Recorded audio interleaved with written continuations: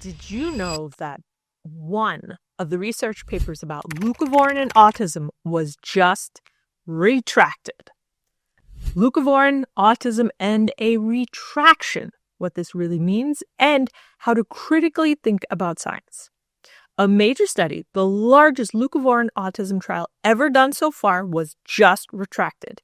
And today, I want to explain what that actually means, without panic, without hype. Because a retraction does not mean everything is wrong. And it also does not mean that everything is right. So what does a scientific retraction mean? This study was notable because it was one of only 5 randomized clinical trials ever done on leucovorin in autistic individuals. And it was the largest one. Randomized trials matter because they're designed to reduce bias. But on January 29th, 2026, the scientific journal issued a retraction, which means that after publication, serious problems were found with the data or analysis, so the study's conclusion can no longer be considered reliable and should not be used as evidence. Why was this leucovorin paper retracted? Because researchers identified data inconsistencies and statistical problems. When the data was reanalyzed, the original results could not be reproduced. That means the conclusions were not supported by the data. This doesn't automatically mean bad intentions. It means the science didn't hold up under closer scrutiny. Now, let's talk about a phrase you hear all the time: evidence-based care. What does that actually mean? Evidence-based does not mean one exciting study, a headline, or even powerful personal stories. Evidence-based means results can be replicated, statistics are done correctly, bias is minimized, and multiple studies point in the same direction. When a study is retracted, the evidence doesn't disappear, but it drops down a level. That clinical trial can no longer be used as strong proof. With this leucovorin study removed, we are left with 4 smaller trials on leucovorin and autism. So scientifically, the evidence is now weaker supporting leucovorin, not stronger.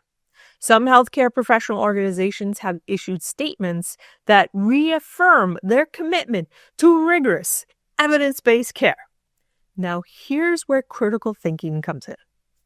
And this part matters. There is a plausible biological mechanism. Leucovorin supports folate metabolism. Some individuals with autism have difficulty getting folate into the brain due to antibodies. Doing the FRAT test gives information about those antibodies for that particular person. That biology makes sense. But biology alone is not proof to create medical guidelines. Science asks better questions. Clinical studies are done to answer: who does this help? How many people? Under what conditions? Can we predict responders? Good ideas still require good data. There's also an important distinction many families miss. In September 2025, the U.S. FDA approved leucovorin for cerebral folate deficiency.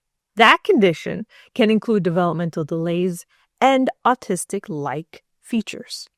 But it is not the same thing as autism as a whole. What parents are really doing is weighing risk, not certainty. Some families say, this is low risk, biologically plausible, and worth trying under medical supervision. Other families are saying, I want strong, undeniable evidence before I do anything, and I'm willing to wait. Neither approach is wrong. What matters is that the decision is informed, not driven by fear, not driven by hype. This retraction is actually science doing its job. It reminds us one study is never the full story. Plausible biology is not the same as proof when talking about an entire therapeutic area. And good parenting decisions live in the space between blind hope and total dismissal. Critical thinking does not mean saying no. It means asking better questions. And that is one of the most powerful tools that you can give your child.